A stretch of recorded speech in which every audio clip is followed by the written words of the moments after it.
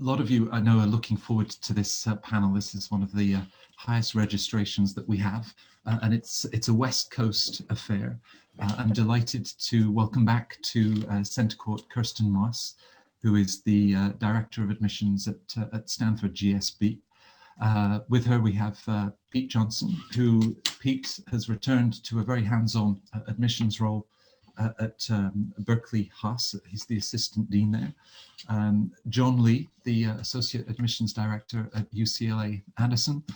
And of course, there's more to the West Coast than California. And we're delighted to be joined by Amber Janke, who is the director of MBA admissions at the Foster School at the University of Washington. So thank you, all four of you.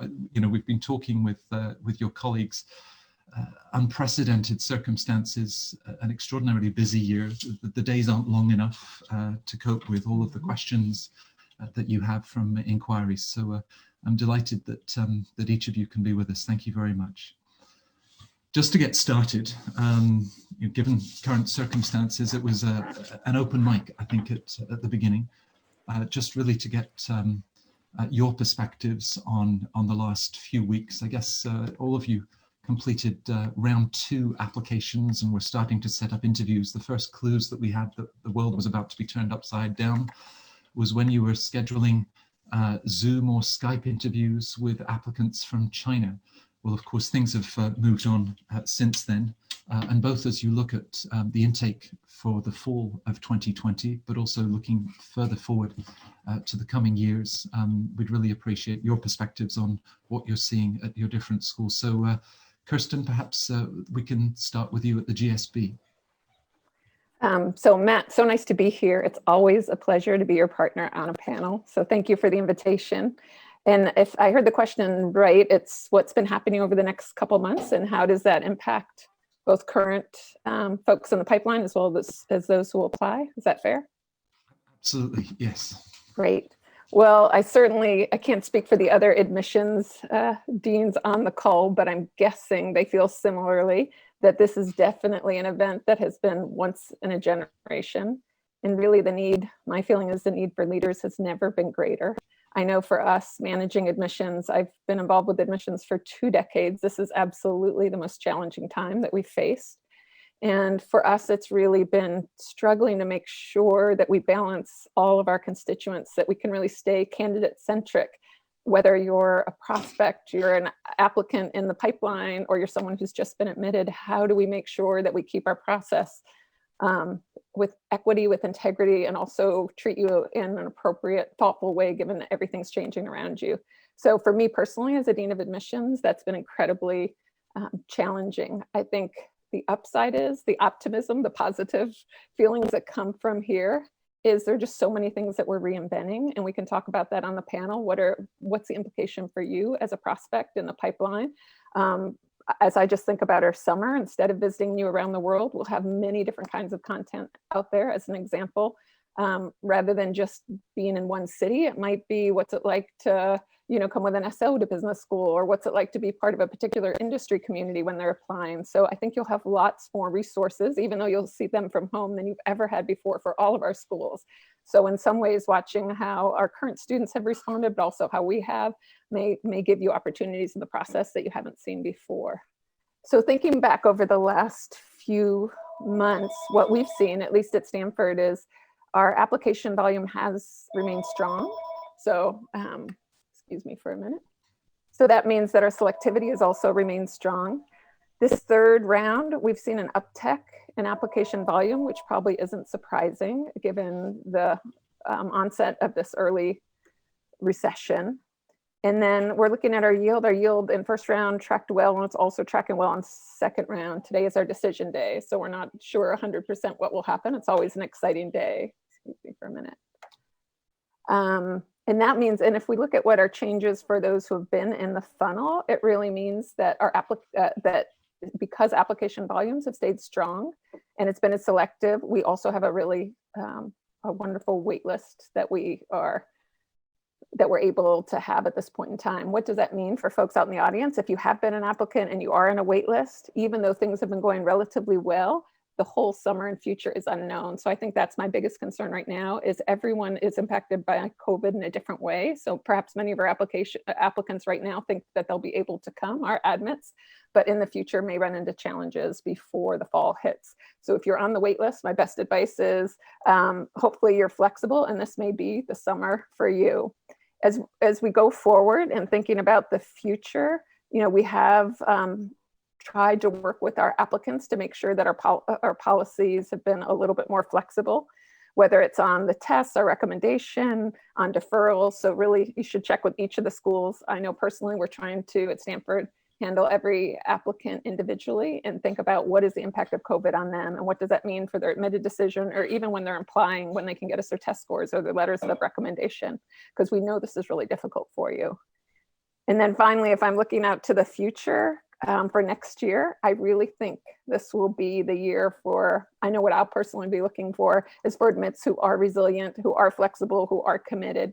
I had a wonderful note from a waitlist individual, I think it was yesterday, that basically said, this is not a sprint, me wanting to come to Stanford. It's really a marathon. I'm there for the next 4 months. I don't care what the fall looks like. I'm there, and I know this will be an important part of my journey. So my candidacy is still strong. So that just note touched my heart, because we don't know what the fall look like. So even next year, if you're applying, letting schools know that you really are committed to them as an institution and that you're excited and willing to work with whatever the learning environment looks like, I think will benefit you. And as you think, Kirsten, and thank you for that sort of candid introduction, as you look, of course, at previous admits, the current students in the class, and the sort of qualities and characteristics that you've looked to for them, are you seeing that sort of collaborative, we're all in this together, and the solutions that they're coming up with, as they finish their first or second years? I must say I've never been, and I'd love to hear from the other deans of admissions, more inspired than I have been now, and being affiliated with Stanford, to watch our student body rise to the occasion. I think personally this is a crucible moment where it's each individual has to say, okay, things are very different than we expected. So how do I step into that? And what can I personally do? Whether it's students who have been trying to source healthcare items from across the world globally, or I think there's a group of students on our campus called Positive Contagion who have done over 100 events to try to recreate our community virtually. It's up to each person to make this what they can. So yes, and I'm hoping as we turn that to prospects, that's the mindset people have. Your options now are very different than they were even 3 months ago. Business school is not going to be exactly what you thought it might be, nor is your work environment. So as you stand in this moment, what do you need to learn, to reinvent, to innovate, to figure out how to do things differently? It's a nice mirror to the work that you've done in previous years and the candidates that you admitted to the program. John, I mean, round 3 was going to be filling some diversity gaps, and then of course you'd have the summer off and refresh before coming back for the fall, but I don't think the calendar looks like that. What are you seeing at Anderson? Yeah, so it was actually really funny. We had, when the pandemic started, we had round 2 for us and around, I think, January 8th. And I think my colleagues and I were like, oh, thank God, we totally missed it. Like we didn't have to really worry too much about it. And then I think 2 months later, I was proven wrong completely. I think round 3 is a little different for us. We originally had it slated to end about a week ago. And then given all the different circumstances, we've actually extended it to June 1st, just to give students more options, right? It's always been a really small round for us, but we're starting to see an uptick, and it really could be because, and not an uptick in submitted apps, but we're looking at who have started, applicants reaching out to us about starting, what that process is like. So we're seeing a lot of people wanting to go to business school from this perspective. Mm-hmm. And I think one of the best things about to come out of this was the fact that all of us really had to be nimble and really pivot in a way to really reach out to students that we've never been able to reach out to before in so many different ways. One of the biggest things that I actually just accomplished maybe as of yesterday or at 9 a.m. today is we finally finished our Anderson days. So normally, 8 days. That's awesome. That's only 2 days over the weekend. And that usually draws about 200 of your admits. And what we did was, because of this, and we made it virtual, we made it month long. And now we were able to engage 600 admins from across different time zones. And I thought that was very inspiring. The students loved it. We've had so many students throughout the entire month host different coffee chats. We've got the Career Center engaged with us to have a week-long event. We had welcomes from all over the world. So that was really exciting. And I think the same thing is going to happen this summer as we virtually recruit. We're probably going to see that too, where we're going to be able to hit cities that we normally don't hit, right? We do go to the main countries, but we usually go to the tier 1 bigger cities. Now we're able to go into different regions. Like Kirsten said, we're able to actually have other people be involved, like SIGOs.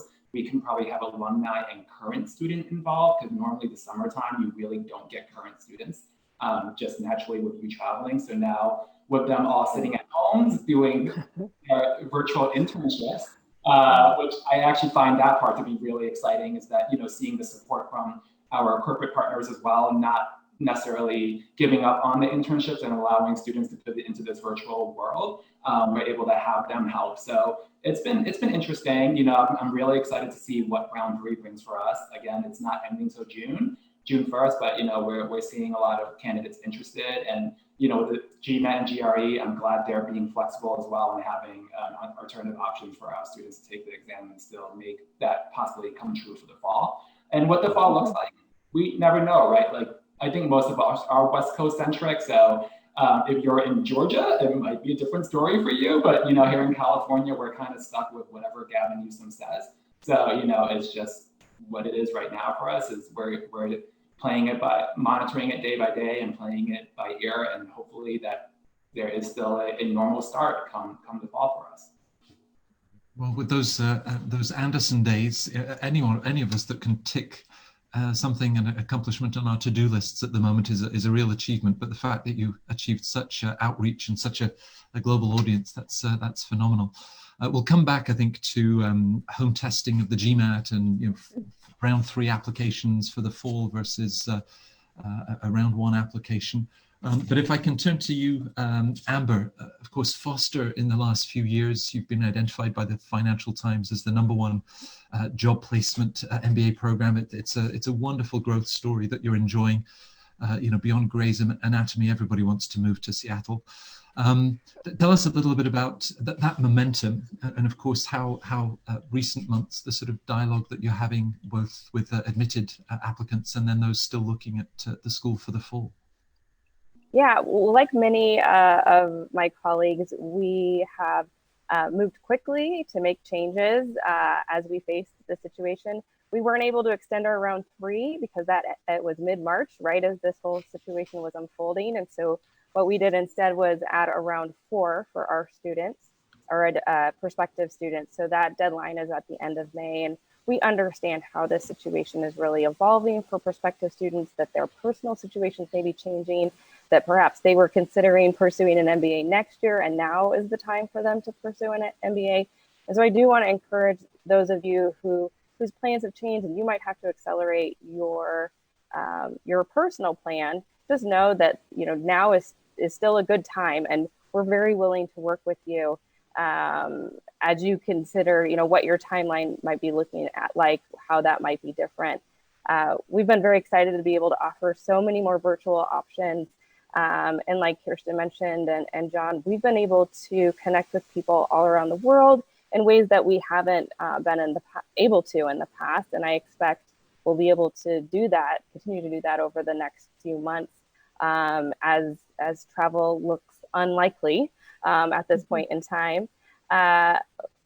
As John mentioned, we're facing a similar situation with UCLA. So the University of Washington is going to abide by the state of Washington guidelines with this. And so we're unsure what the fall looks like at this point, but we're definitely contingency planning and looking for ways to make sure that the program integrity and the offerings are still there, even if it looks a little bit different.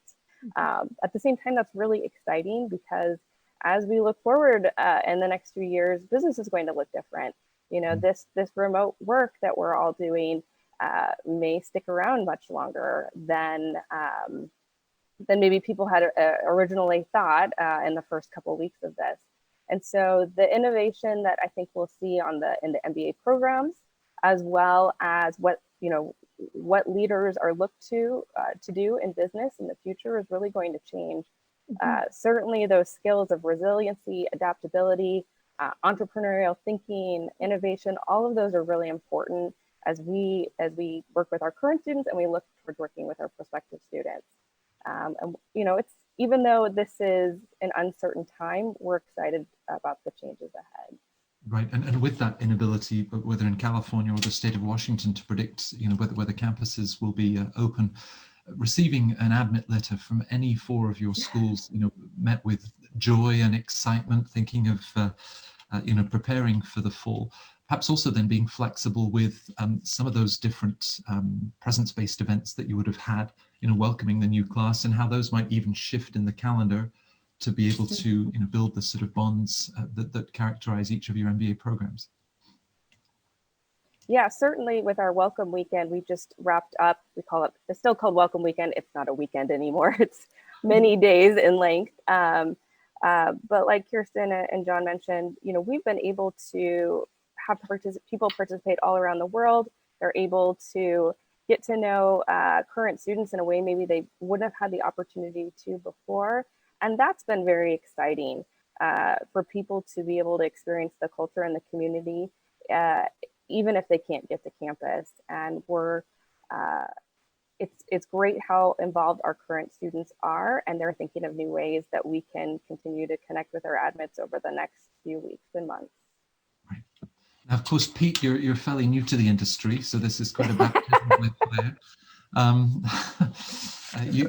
John and Amber had mentioned extended deadlines, and I guess just an ongoing dialogue that you have with applicants to the program. What are you facing and seeing at Haas?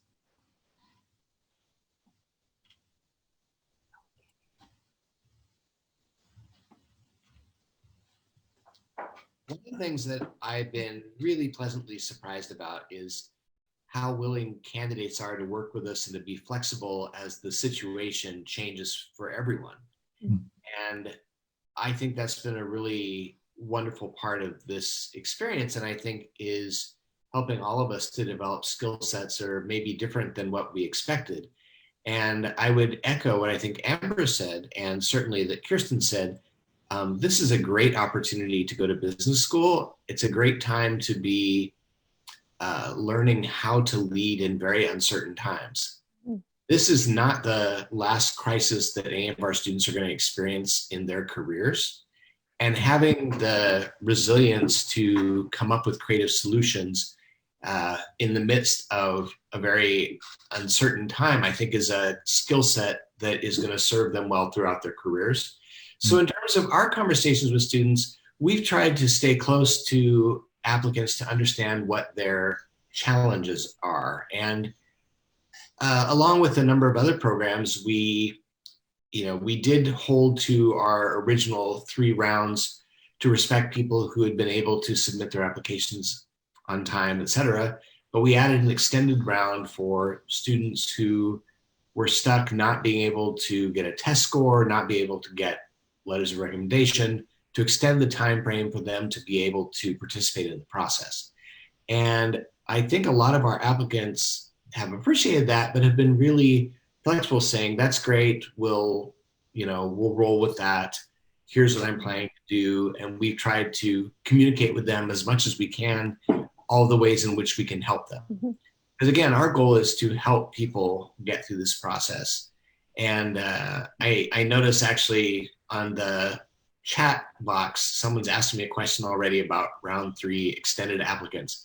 And what I'd say is one of the challenges is, although it's possible now to get test scores, either GMAT or GRE online,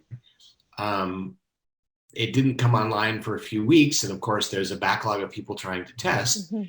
And so we pushed our extended round 3 out further. And the question was really, will this be a problem for international students if we don't get an answer until July? We've historically been very fixed with our deadlines. If we say you're going to get a decision from your application on date X, that's when we release them. We are going to be doing rolling decisions in the extended round, partly because a July answer would be too late for an international student. And we're aware of that. So we are continuing to have these conversations. We're trying to maintain a process that is fair to all the candidates who are applying, but at the same time recognize that everyone's dealing with circumstances that are completely unprecedented. And we have to be flexible also to provide the kind of experience the candidates are looking for. For all four of you, for different reasons, perhaps, with GSB and early applicants, what you're describing in terms of test scores, I guess some of those concerns we have candidates that are saying, I no longer have my summer internship. Hiring has been frozen. Even concerns about applying to school and they've been furloughed, or given the sort of economic conditions that people are facing. So it's not business as usual. And this is an open question perhaps to all of you, just to emphasize the level of empathy and understanding that you all have in this admissions process. And it is a focus on admission, right? It's not about rejecting people, it's looking for those reasons to admit them, but that you understand the conditions that people face.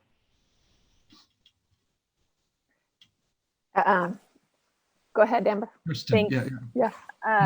Well, I was just going to mention, I think as we go on into the future, anyone that has 2020 on their transcript that they're graduating this year, whether you're looking to an MBA now or down the line, we're going to understand the challenges that you faced as you graduate, just as we do if we saw 2008 on somebody's undergraduate transcript. So I would just say, know that we do have empathy for you. We understand that you're going through a very uncertain time, and we understand that you might not have as many opportunities available to you at this moment, and that is okay.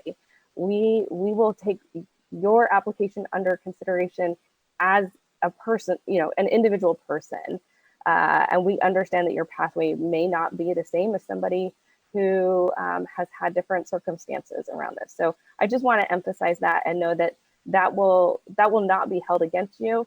And if you really want to think about what you can contribute as an applicant and the other things that you've achieved outside of this particular situation, and just know that we completely understand what you are facing at this moment in time. Right. Kirsten, for early admissions at the GSB, obviously for next year, universities that are looking at pass-fail, for the final semester, all of these different conditions, this is something that you'll take on board. Oh, absolutely. And I'll echo what Amber said. That you are so much more than one summer internship, so much more than one set of semester grades. And we really are looking at each candidate holistically within their entire application. So often, I think one of my favorite stories, it always happens, and maybe the other deans of admissions can echo this. It's admit weekend, you get to meet people for the first time, they come up and they're like, I was so close to not applying for this reason. You're like, oh, you're breaking my heart, because any one thing about that application absolutely would not keep you out of our process. So one, we'll understand that it's a moment in time, and two, we're looking for the strengths you will bring. And what usually happens in our applicants, at least what I see, is they may bring a couple of spiky things, but maybe testing wasn't their strength. Maybe their GPA is not their strength, but there's so many other places where they're adding something to the class. So I really want to break the myth that you have to have a perfect application and you should not apply until it's perfect, because there could be nothing that's farther from the truth. Well, GSB, along with, we all publish these incoming class profiles every year that sometimes strike me as being reductive or somewhat misleading, because it shares averages on GPA, on GMAT, a number of years of work experience, and applicants perhaps then setting themselves the goal of matching that GPA, matching those years of experience. But there is no perfect candidate, Kirsten. Absolutely. And sometimes I think people even have myths in their head of what we do value more. For instance, I'll hear someone say, I went to, San Jose State, I just can't apply. And I'll be like, actually, that would bring diversity to our class. I would love to have more candidates from San Jose State. Or I was speaking to someone this weekend. We had our admit day, and he was a construction engineer, as an example. Again, same thing. I wasn't going to apply. Who wants a construction? And you're like, I can only imagine what it'd be like in a real estate class to have you in there. So constantly, what we're looking for is how the distance you've traveled. So given what you have, and COVID in a way is a context that everyone will struggle with, what have you done with that opportunity?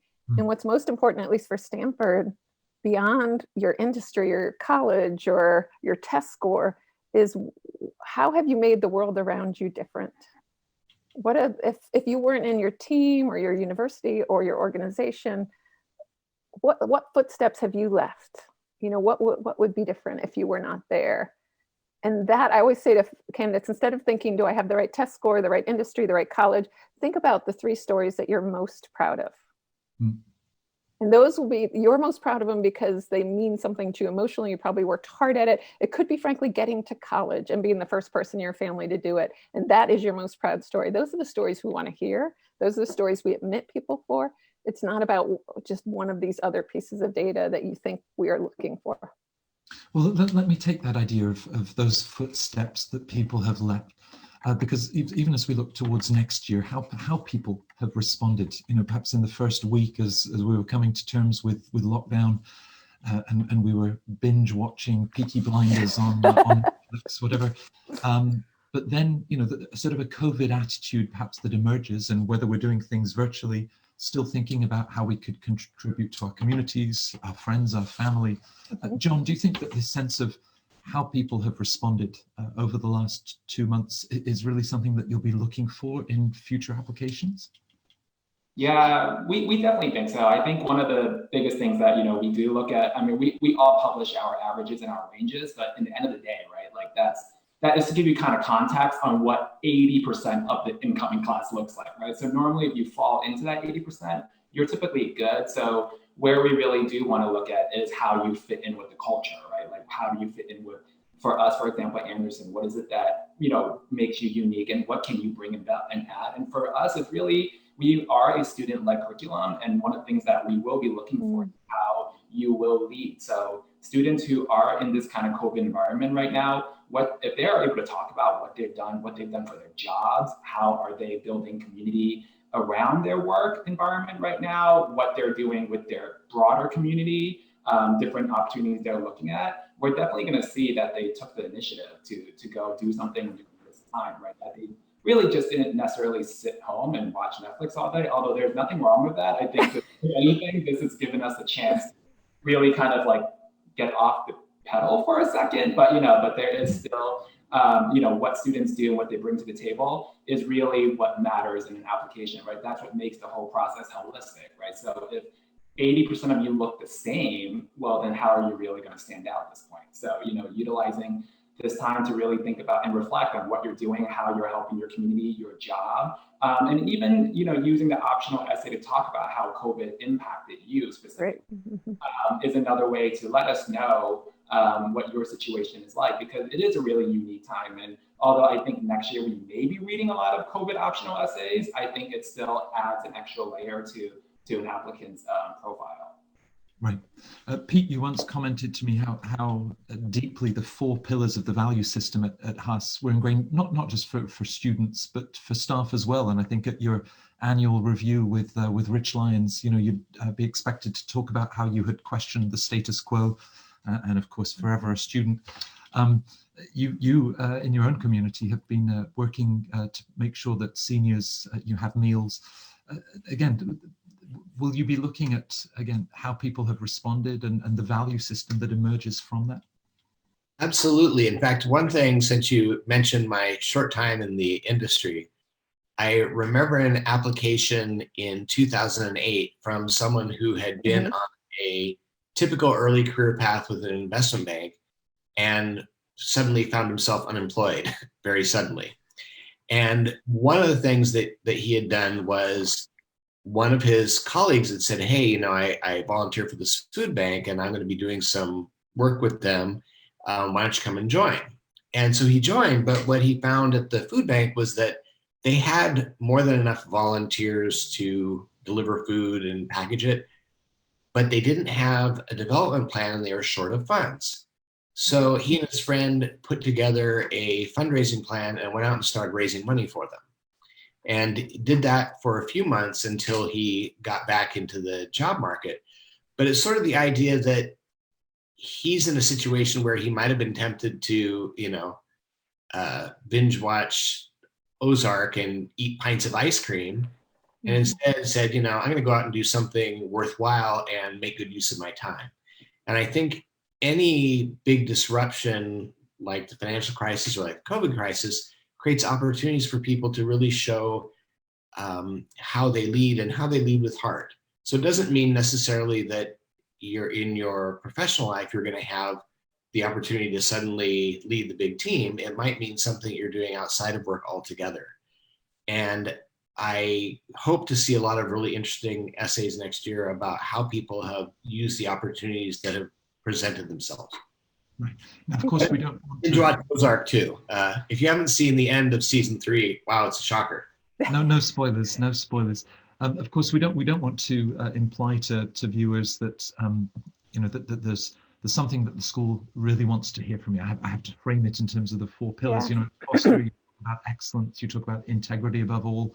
You talk about inclusiveness, which I guess in the current state of isolation that we find ourselves with, how people have found ways to be inclusive. So important to align with the culture, Amber, but not at the same time, not to think in terms of what do Amber and her admissions team want to hear. I'll reach for that value system and try to push it back to them, right? It needs to come from the heart.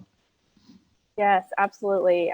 And Foster has a fairly small program, especially compared to some of our peers. And so that community and culture piece is very important to us. And we want you to start to do the work to get to know our community. Our students are very accessible. They really want to talk with prospective students. They want to answer your questions. They want to answer your questions candidly.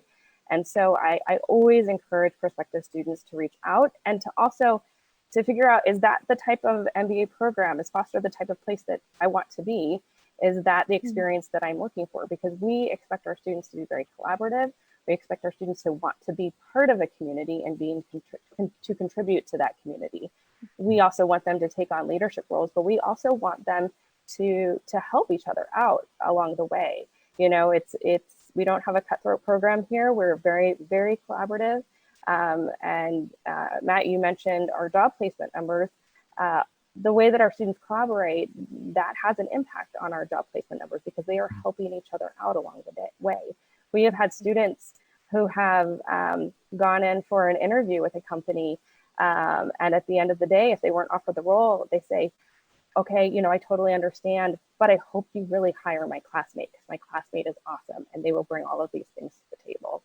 And so those are the things that we look for with our students. You don't have to regurgitate to us the things that we list on the website. We want you to be able to personally identify how you feel like you'll be a fit for the program. And so doing that homework ahead of time for all of our programs or any MBA programs that you're interested in is really important. And also making sure that you're doing that research so you can find an MBA program where you can truly thrive. Right. Kirsten, when we sat down for our first CentreCourt event together 3 years ago at the NASDAQ Center in San Francisco, you'd been in the position for 3 weeks and you said how excited you were to be reading applications, people talking about what matters most to them and why. But within the framework of a school that talks about change lives, change organizations, change the world, again, can there sometimes be a pitfall as individuals look to sort of project what they think that you want to read and somehow lose themselves in that and say, well, there'll be lots of us strategy consultants, equity analysts, and I need to share with Kirsten and her team this big vision about eradicating poverty, whatever they're going to do. But really they should stick to perhaps those 3 examples that you suggested earlier of a way that they've had positive impact rather than overstating it. That's the answer to your question, I think, Matt, is a yes and what do I mean? I really believe that starting with what you're most proud of in any domain will be most impactful for us. And I want to actually go back a little bit to what we were just talking about. I don't want people to get the impression they need to go out in COVID and take on leadership roles. And I mean, it could be, I was just talking to one of our recent MITs who now is full-time in charge of her younger brother because her parents have immunity issues. And that is, she's no longer working because she's getting meals on the table, getting him to do his homework. And I think that would be a great story of what matters most. So it means that having an impact that's important to you that we'll look for. In terms of being able to write about that, yes, we are personally a school of big ambitions, and our students tend to have big dreams, but those dreams are often linked to things that they've been excited by and proud. So just saying you're going to solve world hunger so we can hear it is not going to be very successful in an application. But working on something that you've shown an interest on that you want to take further, absolutely. Or saying, I don't know exactly, but this is an area I keep coming back to that I really want to investigate and make my mark on, definitely.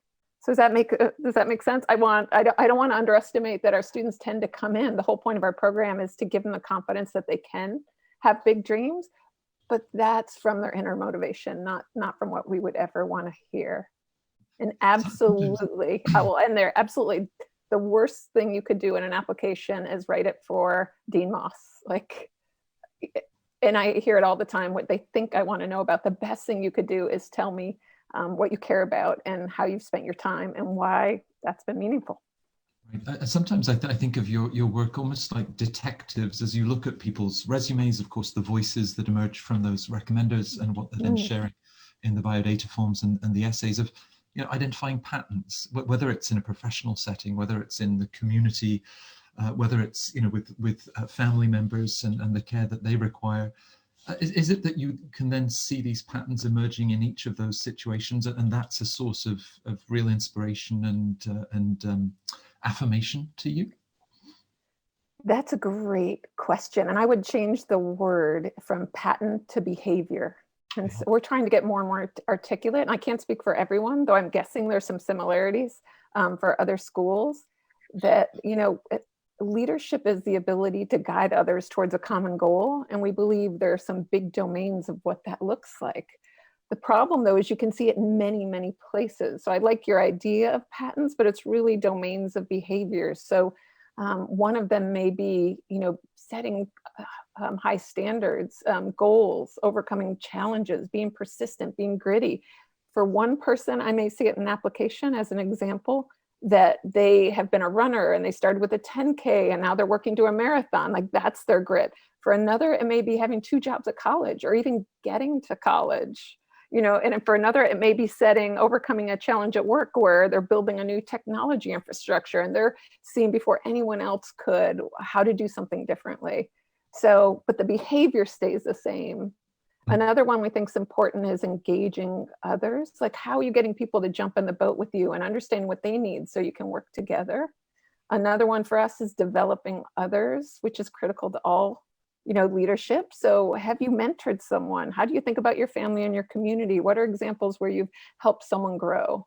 And then the last is really thinking about your insight and using your brain and how have you connected what you're thinking to actual action that can make a difference. And what's interesting is people may spike in any one of those. You don't have to have all 4. So when I ask for people's 3 favorite stories, it's about helping them connect with which of these strengths do I have and I might be able to show. So yes, I'm looking for that. And there are just so many ways you can show it. And that's why bringing, your proud moments will help us dig through that.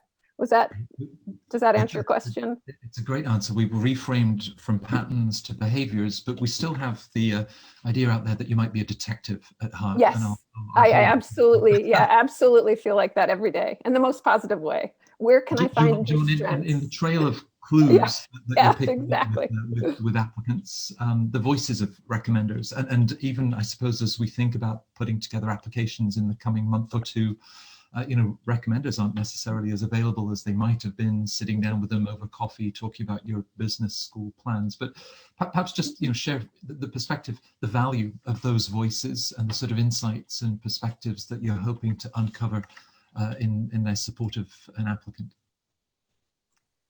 For us, I love your actually detective, Matt. That's such a great, it's a detective looking for someone's human the best bits of someone, if that makes sense. So from asking your recommenders when you do sit down, even if it's virtually, to help them think about the stories that you've had. What are the impacts on your organization? I don't care about the level, the title. We prefer a supervisor or someone who's overseen your work, because we want their bird's eye view of how you have changed that team or organization or what you've contributed. So the more specific they can get for us about why the place was different since you're there, the better, because then we can find that information about how you've impacted your teams. So to prep, I guess my best advice is, yes, it would be wonderful to sit down. Please don't give them anything in writing, because we want it to be in their words, but certainly talking about things you've worked on that you think are particularly important. So you can jog their memories and they can be specific about it. John, of course, we're in this current situation, but the fundamentals of your work and those clues that you're looking for in terms of behaviors and personality types haven't changed. It might be more challenging to work with recommenders in the next month or two for those looking to put together full applications. But as you look at recommenders and just some of the other core elements of the application, maybe talk us through both what you're looking for and perhaps one of the pitfalls that you see that candidates would be better trying to avoid. Yeah, so I'll actually address that question. And I think someone asked about resumes on the chat, so I'll kind of tie it together. Great. So, I think when we look at recommendations, you really do want to look for someone who's able to speak really highly of you and talk about you in a way that someone else really wouldn't be able to, right? Like in terms of detail, what you have done. And also, I think there's a really important part with the GMAC recommendation where at least I like to read is how you take feedback, right? Because the MBA is really such a transformative experience that if you don't take feedback well, or you're not going to want to change, then this program any program is not really going to do anything for you, to be honest. So, we want to make sure that you're humble, you're open, and that you're open to changing, right? So what the recommendation should do is bring to life your resume. So it shouldn't give me details of what I already have read on your resume. It should give me a story, right? Like a story about a time that you really rallied a team together, a story about a time when you really developed leadership skills, a story about a time that you failed and you picked yourself back up. Mm-hmm. So that's what the recommendation is done for. And that's why titles don't matter. If you find the CEO of your company writing your recommendation, and I've seen these before, they fall really flat because it's a boiler template that just basically says this person's a good person. That tells us nothing. It's not a bad recommendation in the sense that it's bad, but it's not good either, right? So you want someone who will be able to tell those stories about you that will bring, that will add value to your resume. And in terms of the student who asked about the thoughts of a one-page resume, so a big recommendation I would give is go to any of our school's career website. There's usually a resume template that they like the students to use. So go that route. But in terms of what your resume should share, I don't think most of you in your careers would have longer than one page, but your resume really should kind of highlight three parts, right? It should have career progression, because we want to see how you moved up in your company or within different organizations. It should have career impact, right? We want to see what you've done for your organization beyond your job responsibilities, quantifiable things, and then also transferable skills. Just because most of us who are going to full-time MBA programs are looking to make either an industry or a function pivot. So, that's the best way to see, or even both, right? So for us, we're looking at all these things because we might not necessarily know if you're going to be good at investment banking, if you're coming from a marketing background, but if you're able to talk about some transferable skills with that, that you think will lead well to banking, then, we're able to, make that jump in our minds as we're reading. And then also the interviewer who is interviewing you would be able to kind of, shed some light on that as well. So that's how kind of the recommendations would tie together with that resume question. Got a head start on the Q&A, and these questions do keep them coming in. But Pete, if I can pick up on John's comment about career pivots, which of course, for many, the idea of the full-time MBA and the opportunities, but of course, you're going to spend 2 remarkable years with an extraordinarily talented, diverse, open-minded, ambitious, 284 classmates at Haas, and careers could go in so many directions. So when schools talk about career goals, there's a level of pragmatism given the opportunities that they will then explore. So what are you really looking for when you talk with candidates about their post-MBA career goals? Well, I think what's particularly helpful is for candidates to have a sense of the direction they want to move in if they're pivoting in their career, and why. I think one of the things that we occasionally see that isn't necessarily helpful is someone says, yeah, I've been doing X and now I want to do something else, but they don't really have a sense of what the something else is. And even though you don't have to be able to tell any of us, this is exactly the job and exactly the company where I want to be post MBA, I think you need to have some direction because it creates a lens through which you consider the opportunities that you'll have over the 2 years of the program. Mm-hmm. In all of our programs, you will be bombarded with lots of shiny, wonderful opportunities, and you can't possibly take advantage of them all. And I think we've all seen students sometimes who struggle because they don't have a framework for making decisions. And so they try to grab onto each of the shiny things, and they end up with having this jumble of things, as opposed to saying, okay, based on my experience, I know that I want to move in the direction of this industry. I'm not 100% certain of what my role is going to be, but here are the reasons I'm moving in this direction, and here are the things that I've started doing to prepare myself for that transition, and here are the things in your program that I think will help me to do this. If you have that kind of direction, I think it's a much more compelling case for us than someone who really is sort of fleeing something, but not exactly sure where they're going. But equally, I mean, we shouldn't be trying to be memorable. Sometimes an applicant will say, well, of course, I do see this possible transition to consulting, but they must hear that all the time. It's terribly dull. And yet it could be a very natural segue, even consolidating the 2 years that they might spend at any of your 4 schools that would set them up for future ventures beyond that. And I think all of my colleagues have seen this. Every year, there are a number of applicants who give a really compelling example of what they're trying to do and why they want to do it. We also see some people every year who clearly are writing to paraphrase something that Kirsten said earlier, they're trying to give you the answer that they think you want to read. And I can't tell you how obvious those are, because there's nothing, if you following the analogy, if you're being the detective, as Kirsten is, none of the clues add up. It's like, you want to do this, but there's nothing to indicate that you've ever had interest in that or ever taken a single step towards exploring that kind of career opportunity.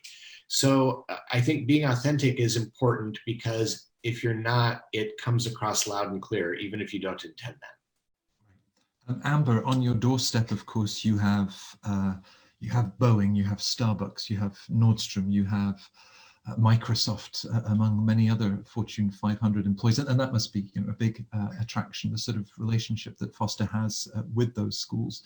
Do you like to see when applicants can sort of tie certain aspects of the program, the opportunities that might give them? Certainly, we publish much of our employment information so that people can see where our students have ended up and our alumni currently are. And so understanding what your goals are and does it align with the program that you're looking at, that is important for us, because we want to help you achieve your goals. And if your goals are achievable based on what we've been able to deliver in the past, we want to be able to do that. We're also really candid with people who might have goals that don't really align with Foster, and making sure that they're aware that if they truly believe they want to be at Foster, then that pathway might be a little bit tougher, and there's going to be a little extra work they're likely going to need to do, and doors they're going to need to work on opening for themselves. And so I think understanding any program you're applying to, what those outcomes are and do they align with what you're looking for. But it's a combination of factors too. There might not be one perfect program for you, and you're interested in several different programs. Understanding those different pieces, what are the outcomes? What is the community? What does the culture look like? All of those things play together. And I just have to echo, being authentic and clear and open about what your goals are is going to allow us to understand if you are a good fit for our program as well. Because again, we want you to be successful. We want you to be able to achieve your goals. And if I can add just one more thing, the flip side of maybe what that detective role looks like on our end is I always encourage candidates, you work on every individual aspect of your application, but I also encourage you to take a step back and look at all those components together. And is that telling the story of who you are? Are there pieces missing that's really important to you and that you want to make sure is demonstrated to the schools? It may not fit into every single essay, but usually there is some sort of optional essay portion of the application. And so I would encourage you, if there's a piece of you that's really important to who you are as a person and you believe is important for the admissions committee to know about, make sure that you share that. That gives us the information we might be looking for as we look at your application. So I encourage people to think about their application holistically, because that's the way we're looking at it as well. I'm going to try to dovetail one of the questions that's come in, perhaps as we look towards next year and what may well be an increase in application volume. Already between your 4 schools, you handle, I don't know, 16, 18,000 applications. That's an extraordinary volume. And one of our viewers has wondered if you use artificial intelligence. Well, no, are they asking if you use any intelligence at all? No, they do want to know if it's artificial intelligence that you're using to filter, to make those assessments. Perhaps as we look at next year that may see record volume, just a few reassuring words to individuals that you're not necessarily competing with 7,500 others or 3,500 others, because it is your individual story, and to trust you as the admissions office to be able to identify that. Kirsten, you receive a large volume of applications, but each story is distinct. It's always this balance. We get feedback from our admins. It takes so long to have my decision. Why can't you just, even some other schools maybe get them out. Why can't you? And part of it is because we don't have any artificial intelligence that we're using. The pattern finding in the most positive way we're talking about, at least at this point, we don't believe could be done by artificial intelligence. So we, no matter what the volume is next year, each one of you who puts in an application, I feel personal commitment to make sure that your application has been thoroughly reviewed by a human being. And what's going to make you stand out is it's fabulous, the advice that you were just given by all 4 panelists. I was nodding my head. What's going to make you stand out is you telling us your story about what you've done and what you've cared about, period. So I think that's your best strategy. Now, there is some responsibility for the prospects who are listening in the audience. Application volume may be up. You have a nice long runway. Some of you may want to put in an application right now. Some of you will have the runway to the fall, and you have far more information than you've ever had before. I know, for instance, we are doing Meet an Admissions Officer, where you can go into a chat with 15 people every week between now and, when applications are due. So even though applications will be up and we've given you crystal clear advice about how to put your best foot forward, it's still up to you to do the homework that is now possible. Given, we're in COVID-19, you'll have the time and many more resources to really understand our schools and your fit. So I think, if I had one last piece of advice, our essay, I bet everyone has one, is Why Stanford? That essay, to me, it's amazing how many of our candidates do not, what I would say, take advantage to really help me understand what they'd like to get out of our program and why they are particularly interested in our school. So if there was one thing that I encourage you all to do is, yes, think about the stories that you care about and what you've done, but also spend this time figuring out and targeting the schools and writing a good essay there so that you can float above the froth. Should I use that? That's a Pete word. Float above, because it will impress your admissions officer that you've done your homework and you know what outcomes you're looking for. John, on that beautiful Bel Air campus in Los Angeles that you have, of course, we'd all love to have freedom of movement and visit.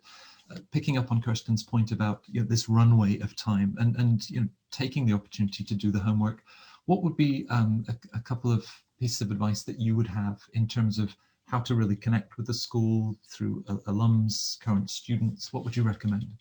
Yeah, I want to say we have like a super open student-centered environment, right? So the students really love to talk to students. We have an admission ambassador corps, which is made up of about 120 or so volunteers, and all of the info is actually on the website for you, right? So if you go to our website that says connect with a student, you can actually choose the club that you're interested in, whether it be professional, identity, interest, and you can, and their email and LinkedIn info is there. So we've actually made cold calling very easy, for you. That's awesome. Click on their LinkedIn, and even if you can't find, even if they don't resonate with you, they're happy to connect you with someone. Because I'm on the Anderson Slack workspace, and with every day I see someone saying like, hey, I have someone who's interested in pivoting from consulting to tech and is moving from New Jersey, and like, does anyone know someone like that? And someone will always say yes and make that connection, right? So I think the biggest misnomer is that you have to visit the school, and you should if you can, but there's a lot of reasons why you can't, right? So the best way really is to kind of understand our culture through the eyes of the student, and they're very candid. I will tell you, students are very what's really going, the good parts and also the really bad parts, just because we want to make sure that you're a good fit. And because for them, it's very important that they give you that fit, that piece of advice, because they don't want you kind of in a way not following the legacy that they've really put in place. And that's one of our values is really kind of like, shared success, driving change, right? So you really want to make sure that whoever they bring in, and they are the gatekeepers, they are the ones who also interview you. So, that they're bringing a student that's really gonna, match their caliber or even better than who they are to really make Anderson great. And then same thing, make sure that you really do the research and put that into the essay, because we really can tell how much work you've done. And make sure you pay attention to detail. Funny story, I was actually reading a round 3 applicant yesterday who told me why they really want to go to Haas. And I might not know what day it is, but I certainly know where I work. So, that is not really a good look. So just be careful with that kind of stuff too. Zoom has a chat function, so you can share that candidate's email details with Pete, and he'll take things from there. But Amber, our schools deal with, they have their strengths and sometimes suffer from their stereotypes. If you would encourage any viewer to explore Foster as a school, the culture, everything that you have to offer, what would be one thing that you'd really want to bring to their attention? Yeah, certainly. I think we're known as a technology school, and we have many companies in our backyard that are technology companies, Amazon, Microsoft. But a lot of our students are going into finance and consulting and marketing roles as well. And those are 3 other big areas that we see. We also have students of all different sorts of backgrounds, experiences, and interest post MBA. And so, just because we do happen to be known for placement in technology doesn't mean there aren't opportunities elsewhere. And we really pride ourselves on having a larger community where we have different perspectives in the program. We're not just looking for one type of student. We really want different perspectives in the classroom. Right. My last question is to Pete, but please others, because the energy and the enthusiasm with which you share your work, it just comes across. And I think in the current conditions with levels of anxiety, all of the questions that people have, it's really helpful for people to see that. Pete, what do you love about your job? What a great question to end on. What I love about my job is it gives me the opportunity to get to know some really fascinating people, both on the applicant side, but also some of the great colleagues that I get to work with, some of whom are here on the chat this morning. I get to interact with the most interesting people you can imagine, who have big dreams, small dreams, ideas of how to change the world, and a desire to actually put in the work to do that, to make themselves a stronger leader, to make the kinds of connection and get the kind of support they need to achieve their professional dreams. And it's very inspiring. I mean, I would say at least once a week I have a conversation with someone, either a current student or an applicant. I think, wow, this person is really amazing. And I know that they're going to go on to do great things, and I hope that we get to be part of that. So that's what really inspires me about my job. Right. Well, that may influence the thanks that I wanted to share with all 4 of you for the last 60 minutes, because Kirsten spoke earlier about individuals that she's seen through their applications, through to year one and year two, you know, that there are about 1,000 individuals that the four of you bring into your programs every year. We can't rely on those daily press briefings at the White House at 5 p.m.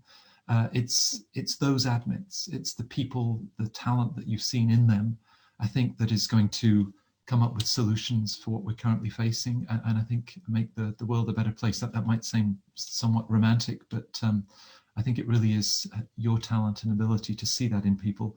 I always want to emphasize that you are admissions officers, and how you're then looking to give opportunities to those people. So in addition to the hour that you just spent and all of the insights, thank you for the work that you do. I love sharing these panels with you. It's a real privilege for me. I'm sure that there will be many individuals that now want to ask you some of those direct questions on the Hoover platform, and thank you for the time that you'll spend with them too. But just as I look at some of the Q&A and the comments that people have left, people have really got a lot out of this session. So thank you, Kirsten, John, Amber, Pete. It was a real pleasure. Thank you, Matt. Thank you, Matt. It's such a pleasure. You.